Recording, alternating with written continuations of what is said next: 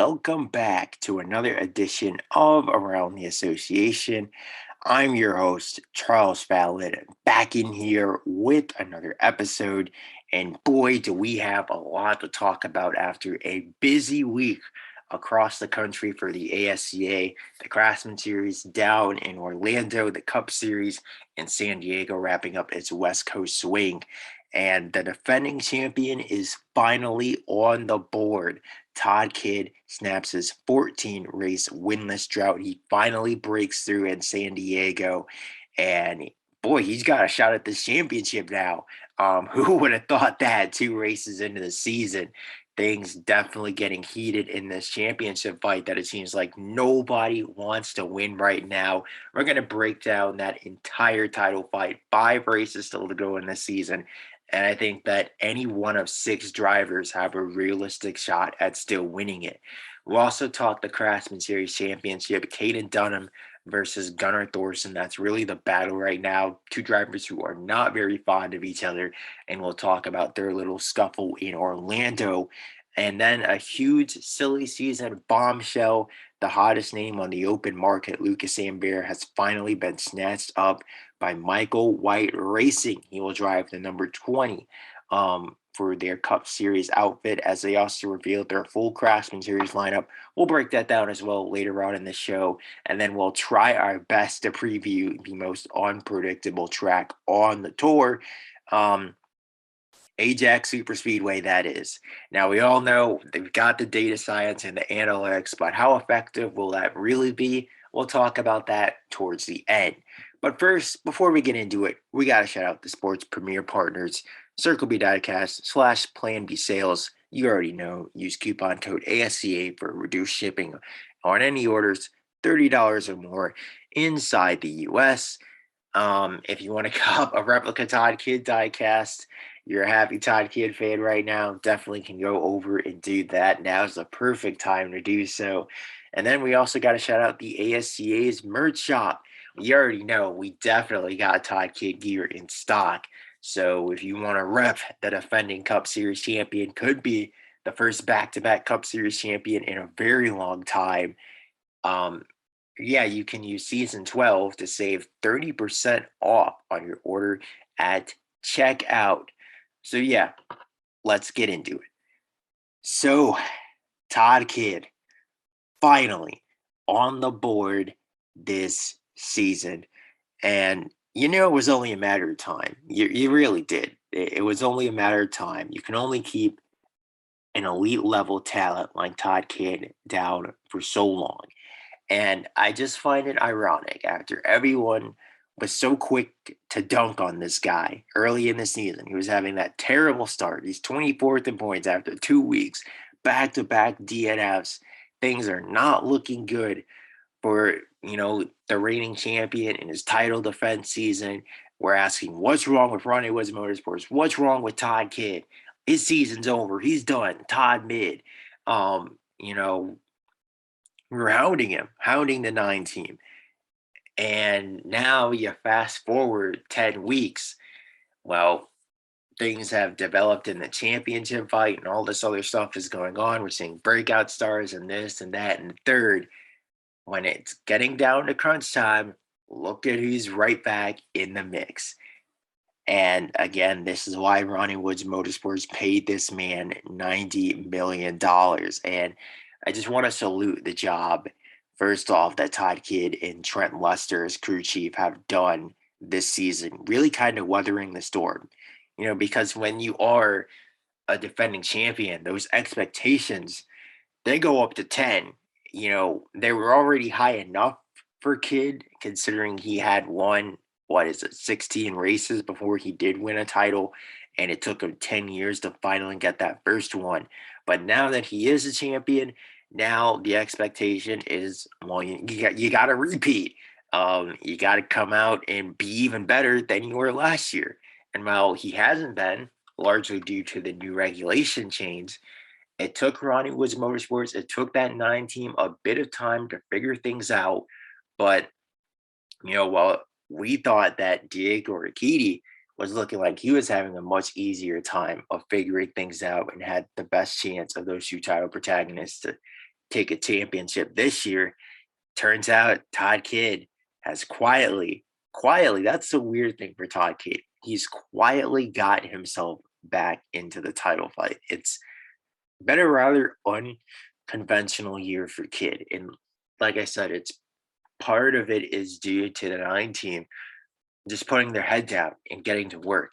And it's been consistency rather than the wins that have been what's kept Kidd in the ballpark and now in the hunt, that it seems like no one wants to win the championship. And Kidd is right there to pounce and to capitalize. And, while we've seen the Braden Bennett's, we've seen the Colin Wards, we've seen the Bryn Reynolds, the Carson Schmitz, the Greg Healy's up there. They've all begun to fumble the bag. And this 9 team has been slowly but surely getting better and better and better throughout the campaign. After those first 2 DNFs, it started off by rattling 3 straight 6th-place finishes. Then he gets the top 5 in Belltown. Then he gets another couple top 10s in the Michigan doubleheader. Has an off race in the Windows 300, got out of the groove on the final restart, finished 12th. That's the only time he's finished outside the top 10 in his last 10 races. And then the West Coast swing, Kidd has just been on fire. 3rd place at Salt Lake, 3rd place at Denver, leads his first real laps of the season. And then, of course, San Diego, that final run, that's vintage comeback Kidd right there. That, just managing his tires the way that he did, while also pumping in the lap times he needed to catch Shane Park before he ran out of time. This is exactly why Kidd and this 9 team are just so dangerous. And this is exactly how he was able to beat Diego Urquidy last season. Like, Todd Kidd at this stage of his career is to a point where he doesn't put a foot wrong. And that's exactly how he's been able to basically vault himself back into title contention from last all the way up to 2nd place. Now, granted, again, he's still 12 points back. It's not like, oh, he's got the points lead now. Oh, it's over. No, but considering we do head to Ajax Superspeedway, the most unpredictable track on the tour, anything can happen there. Bryn Bennett has a bad result. Todd Kidd has a solid one. You look up heading into the Northern 200, the race that Kidd just won last season. There could be a 2 or a 3-point margin between these 2 guys, and between Brandon Bennett or Todd Kidd. I'm sorry, Bennett, but I gotta take the defending champion. He's been there. He's done that. He's proven that he can beat arguably the best driver the sport's ever seen head to head in a full season long title fight to win the championship. And now you look at the way that things have played out this year, the 9 team is hot at the right time, and they've taken advantage of other drivers in front of them fumbling the bag over and over again. And now I think that points leader Braden Bennett, he's going to get truly tested over the course of these final 5 races. But we're going to talk more about that later on in the show. But overall, I just kind of want to lament on this win a bit for Todd Kidd. It's his 3rd time winning at home, tying Jimmy Hood for the most wins all time at San Diego Speed Park. 17th career win overall, so he's 1 away from matching Jimmy Hood on the all-time wins list. How ironic. And then also just the fact that Todd Kidd and Cameron Atwood once again finished 1-2 here, and they've now combined to win the last 5 races at San Diego. And it's just a track that fits right into both of their wheelhouses. They're both incredible at tire management and managing their equipment. These are 2 drivers in the prime of their career, both Cup champions, both 30 years old. And it's just one of those things where I definitely want to see Atwood and Kidd mano y mano duking it out for a championship down the line. And hopefully, Atwood can get the situation figured out with CJ Barrymore Racing, or, if he has to leave, he's got to leave. But yeah, definitely something we need to see. But that's enough about that. I want to talk about this title fight from an organizational perspective, because if you look at the point standings right now, you'll notice something.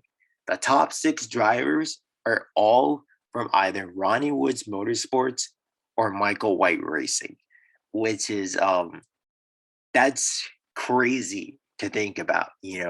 Obviously that's largely in part due to the fact that Ford has had a down year. They've been a total non-factor. Snoots has kind of fallen off. I get Lucas Sambér just won, but he at least title bid is about wraps at this point. They're both 7 and 8 in the standings. So the top 6, all Ronnie Woods Motorsports and all Michael White Racing. You got Bennett leading the standings, Kidd second, Ward third, Park fourth, Renner dropping from third to fifth, and then Randall Wood just kind of lurking back there in sixth, entering the final 5 races of his career. And then you've got Chris Barrymore and Jared Ayers just kind of stinking it up way down there in the standings. But overall, clearly those two are the powerhouses, the organizations to beat, I should say. And I just wanted to applaud both of those guys, especially Ronnie Woods Motorsports, because again, earlier in the season, we were so concerned, like, what's wrong with Ronnie Woods Motorsports? What's going on?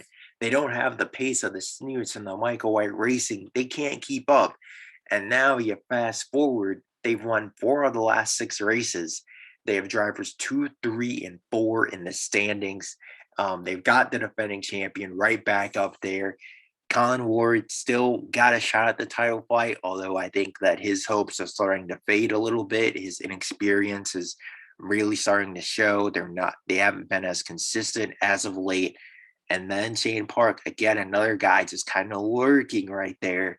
For a team that went all in last season to get the championship, they did get the championship, and then to turn around, have a rough start to the season, but figure out whatever issues were plaguing them, whether that be in downforce, tire management. Obviously we don't know specifically, and we probably never will, but clearly they figured something out, because now they're winning races left and right. All 4 of their drivers have visited victory lane in some sort of capacity, and they have 3 horses up in the race to win a championship for the 2nd straight season. So pretty astonishing turnaround for that team. I think the only concern for me is the struggles of Chris Barrymore, and how that's, that Barrymore hiring.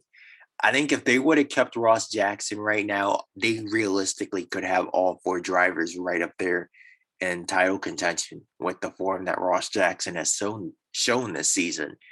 But then again, would Jackson really be putting up these same numbers if he hadn't been ticked off the way he was by how Ronnie Woods Motorsports did him, or without selling price atop the box? The world will never know. So like I said, the Barrymore hiring still concerns me, and it's definitely going to affect them when it comes to contract negotiations with Shane Park and Colin Ward, with the rumors coming out that Ward wants to be the highest paid driver in the sport. But again, that's a topic for another day. Right now, they're taking advantage of their championship window, and they're taking the fight directly to Braden Bennett. So let's talk about this title fight, shall we? 5 races remaining in the campaign. Ajax Superspeedway, the Stone Yard, Computer Motor Speedway, West Virginia, and then we head back to Belltown. And as I stated, the title fight, I think at this point, is wide open. But I've really pinpointed 3 guys who I think can win it at this point.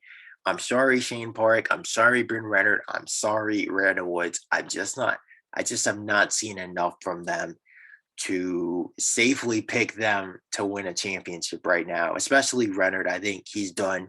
Woods, I clearly does not have the pace, at least the consistent pace, to match these guys. I think Father Time has caught up to him. I still hope he wins one before he goes out, but it's starting to look a little bleak at this point. And then for Shane Park, he really needed to win that one at San Diego. And I get it, his tires went off, but you look at who he's raced both Todd Kidd and Colin Ward for wins this season, and both of those guys have outdueled him. And I think that tells you all you need to know in terms of the hierarchy at Ronnie Woods Motorsports. So, like I said, it's Braden Bennett, Todd Kidd, and Colin Ward for the championship. And even for Colin Ward, I think things are bleak at this point because now that you've let Todd Kidd back into the hunt, I mean, this is a guy who's been there, done that, and he's really the only guy who's been there, done that, who's been in the thick of this championship fight all season. Kid knows that he can do it. He just did it last year. He outdueled arguably the greatest driver in ASCA history in the closest title fight in ASCA history. If there's anyone that's proven that he can handle the championship pressure, it's Todd Kidd. Ward, again, he's just been way too inconsistent after his win. Um, he's proven that he can win races. He's got the pace on specific weeks, but he's finished now 3 times outside the top 10 in his last 6 races. That's unacceptable in a championship fight, man. You're not going to win a cup title that way. And I look at these final 5 weeks again with Ajax Superspeedway coming up. That's a toss-up, man. Anything can happen there. But the Stoneyard, I think that's going to be hit or miss for Ward. Then you look at Computer Motor Speedway, same deal. They really struggled there the first time this season, both the All-Star race and the Windows 300. I think those 3 races are going to pretty much knock him out of contention. So I think that this is really a fight. It's really a 2-horse race to me. And who knows? I could eat those words and Colin Ward goes on this epic run, proves me wrong, has a legacy-defining end to his season, and snatches his first championship. But I think that this is a battle between Braden Bennett and Todd Kidd. So yeah, if you look at the thing between these two, these final 5 weeks, again, I'm not even going to count Ajax Superspeedway. We'll preview it later in the episode, but you can't count it because none of us know what's going to happen there. Then you head to the Stoneyard, and that one, I gotta say Advantage Kid. Honestly, I really do. He's won there multiple times. I get Braden Bennett won there earlier this season, but Kid just won the Northern 200 there the last time out. Last year, and outdueled the best at the Stoneyard to get that trophy. Outdueled Diego Urquidy to do it. So yeah, I think I've got Kid there. You head to Computer Motor Speedway. I think that's going to be Advantage Bennett. Looking at that, then you head to West Virginia. I think that's going to be Advantage Bennett again. And then Belltown, well, last season, those two were battling for the lead at one point. Bennett took the lead. He drove off and won the race. So it's actually kind of favoring towards Braden Bennett having the upper hand these final 5 races. But the key for Bennett here is he cannot afford to continue making mistakes. He's now had 2 critical speeding penalties that have taken him out of contention to win a couple races. You look at Belltown and you definitely look at San Diego. Like, he should have won that race. If he wins San Diego, he's up in the championship right now by, I would say, 18, 19, 20 points. Even if Todd Kidd did finish second, he's up by 18 or 19 points, something crazy like that. He's got a massive cushion heading into Ajax Superspeedway, which he'll probably need over there. Now, you look at what happened. He did recover to finish 4th, which kudos to him on that, but he's only got a 12-point lead. That can be gone like that. He gets into one incident, it's wraps. Todd Kidd wins, it's wraps. And yeah, especially if Todd Kidd wins, it's wraps and Bennett gets involved in an incident, because then you look at it And it could be Todd Kidd that holds the 12-point lead. Or who knows, maybe Colin Ward survives all the calamity at his home track. He secures a win there.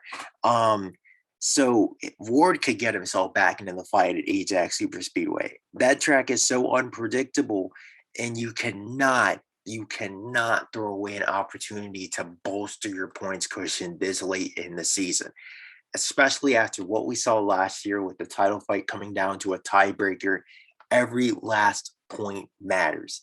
And that's going to be a huge missed opportunity for Bennett, that I think that if he loses this title, it's going to come back to bite him. But overall, I think that he does have the advantage down the stretch. It's just, can he take advantage of his opportunity here and his pace this season to beat the defending champion and one of the hottest young names in the sport via Colin Ward. So that's enough of the Wide Open Cup Series title fight. Let's talk Craftsman Series here. And Caden Dunham, feels like we mention his name at least once on every single podcast. It's kind of obligatory at this point. I mean, he's been tearing up the series this year. And what a massive championship statement victory at his home track, no less. So we had a couple home track winners this week, actually. Dunham just absolutely obliterated the competition in Orlando. Race was rain delayed. That didn't matter. Day to night track conditions, rain or shine, didn't matter. Caden Dunham was going to take the field's lunch money, and he sure did. He was in his bag like the fries were in the bottom of it. Shout out to whoever said that. You know who you are. But Dunham was in his bag on Friday night, and he just obliterated the competition, eviscerated those boys. There's so many different adjectives you can use to describe it, but I do want to point out one critical moment that happened in this race. I think the only time Dunham was touched was actually the final restart of the race that ended up being when Gunnar Thorson was starting alongside of him, and Thorson actually got a really good launch on the outside, and Dunham just straight up fenced him. He fenced him, and then he drove off and won the race. Thorson was understandably upset about it, but I think that Thorson really doesn't have a right to complain in this scenario because, I mean, he literally fenced Dunham to win at Michigan. So you could argue that's payback. I understand why he's upset, but again, you did the exact same thing to Dunham at Michigan. So, being objective about it here, I think that's fair game, to be honest with you. But it takes off Thorson that much more. And heading into these final 4 weeks, 2 of those are short track events. Next week is Ajax Superspeedway. So while Dunham does take an 8-point lead, had a dominant night, made a championship statement, his first ASCA Grand Slam, led both practice sessions, snatched pole position, led all 125 laps, was untouchable all night. That's not going to carry over to Ajax Superspeedway next week. It's not going to carry over to the Stone Yard, and it probably won't carry over to either Belltown or San Diego. So it's great and all to win this race, but you made another enemy, and he's still got a laundry list of enemies to deal with that he's going to have to overcome if he wants to win this title. But first, he's going to have to overcome the chaos and calamity of Ajax Superspeedway to get the job done. And will he be able to do that? I have no idea. Your guess is as good as mine. He did not do it the first time, but I think I will say, though, that Dunham really showed off his true talents on Friday night. That this is why the Ford Development Program were comfortable letting him be promoted up to the Cup Series in 1 year, because they know that he has this type of potential. And if he can kind of rein in some of his immaturity, rein in his racecraft, his tire management skills were A1. This is his potential. He can do this to Cup guys at the Cup level, I think, arguably as soon as next year. Like, he is that good. He's a generational talent. It's just he's gotta kind of tone it down a little bit. I think that's the major concern for me for him as he moves up to the cup level at just 19 years old next season for CJ Barrymore Racing. But speaking of silly season, a massive reveal actually just dropped this morning. Michael White Racing finally reveals their full 2027 lineup. A couple bombshells dropped on the ASCA landscape. Lucas Sambér, I think that's the major one we've all been waiting for. It was between Michael White and Revolution Racing for where he was going to end up. And he ends up deciding to come home. He's going to take over the number 20 of his former arch nemesis, Jared Ayers, next season. And Michael White Racing, now you can argue with Chris Barrymore's struggles this season. I think that Michael White Racing may very well have the strongest lineup on the grid heading into 2027. You look at Braden Bennett, who could very well be a Cup Series champion. Even though they're going to lose Randall Woods, they're replacing him with Tony Del Valle II, three-time Craftsman Series winner, reigning Rookie of the Year. We all know his potential. He could very well steal this Craftsman Series championship as well. Then you got two-time Windows 300 winner Brent Renard in the 19, running it back for another year. And then you got Lucas Sambér now in the number 20. So, man, that lineup next season, it's going to be scary. And I could very well see a scenario where all four of their cars are right up there in title contention, like they should be realistically this season, had Jared Ayers not decided to mail it in about 4 races into the season. But yeah, it's a great decision, I think, by Sambér. Obviously, Revolution Racing is, a tempting option. They offered him a big money contract, long-term security, kind of the Ross Jackson effect, trying to rebuild that team from back marker to, for instance, top 10 in points contender. I think that could have certainly have been an option, but with Michael White Racing, you also got to think about it from the perspective of Sambér. He's going to be 32 years old next season. He knows that his prime is probably limited. Father Time is going to catch up with him eventually. Now he's got at least 2 years on a championship winning organization to chase a title. And he knows he's doing it in title winning equipment. Michael White Racing and Toyota has certainly proven that they are back and then some this season.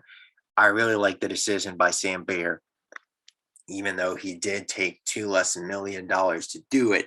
I think that it certainly prolongs his future in the sport rather than, choosing a back marker organization where he could very well rebuild it, but what if he doesn't? And he wastes his one opportunity when his stock is the highest to take this chance to go fight for Cup Series championships at a proven commodity like a Michael White Racing.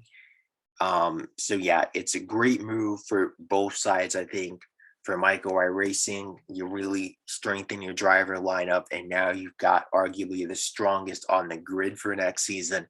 And then for Lucas Sambér, he's got a 2-year contract, a 2-year window to go fight for championships, making $10 million a season. I don't know how you can turn that down. And it's a reuniting period for that team, considering Sambér used to race here. His Craftsman Series career, he started it here back in 2020 and then ran full-time in 2021 before making the jump to Cup for Flores Motorsports. Now let's talk briefly about Michael White Racing's Craftsman Series decisions. So Will Moon was signed to the number 18 to replace the departing Dustin Adams. I think this is actually one of the most underrated hires of a silly season. It's really going to go under the radar because Will Moon has been mid yet again this season. But Moon has proven that he's an extremely solid Craftsman Series regular. And these guys don't grow on trees. And especially when you consider you're bringing in a guy like Kyler Harrow, who's going to need some molding and developing, a little reckless, a little bit on that reckless, out of control side. You bring in a guy like Will Moon, who's been there, done that. This is going to be his fifth season next season in the Craftsman Series. Um, Having that kind of seasoned veteran in there to teach Hero the ropes. I really like that strategy for Michael White Racing. And I think that Moon is going to be able to elevate that car to where Dustin Adams really has not been able to outside of his rookie year. You know, you at least get an extremely, you know what you're getting with Will Moon. He's not going to be a title contender. I think that's pretty clear at this point, but he's going to be mid. And at this point, you want a guy with the high floor who can kind of mentor your other young prospect who's a lot more boom or bust. Like, I think Kyler Hero has the potential to, I don't think he's going to come anywhere close to Tony Del Valle, the second level, but I can very easily see him taking a similar career path to that of Marcus Edwards, another former ADRS regular who it took some time to develop, but you've seen his high end potential by the time Edwards was in his third year in Craftsman. He was a title contender and nearly won that championship. And obviously, he hasn't worked out in Cup, but you know that's a different story that for another day. Overall, I really like the hires from Michael White Racing. There was a lot of Toby Beckett being linked to the 18, but I think that Will Moon is actually an even better option despite him not having Cup experience because you know he's a race winner and you know he's at least going to give you a really solid baseline. So really good job by Michael White Racing filling out their full lineup. And I cannot wait to see this team go to work next season. Obviously, it's going to be tough. Not seeing Randall Woods in that number 18, that's going to be extremely odd. But that driver lineup of Bennett, Del Valle, Renard, and Sambér next season, and then their Craftsman Series lineup of Will Moon and Kyler Hero. I think that, you know, Michael White Racing, don't look now, but I think that they're really starting to elevate themselves into that powerhouse status that Ronnie Woods Motorsports and Arkady Bros Racing you know, have really put themselves at on the ASC echelon. But let's try to preview the most unpreviewable track on the calendar, Ajax Superspeedway. And we're going to pull out the analytics, we're going to pull out the data science to break down this weekend as best as we can. So I'll be honest with you, I've got no idea what to expect, even with the analytics and the data science. They can say one thing. And I think for the Craftsman Series race, they say that Marcus Edwards being entered, he's going to be a heavy favorite. I think that also keeping an eye on Ross Jackson, he's going to be in the 54. I think that he's going to be a dark horse contender for victory. In terms of the Craftsman regulars, there's Gunnar Thorson, I think, has a really good shot because Chile Motorsports have won the last two season opening pole awards here.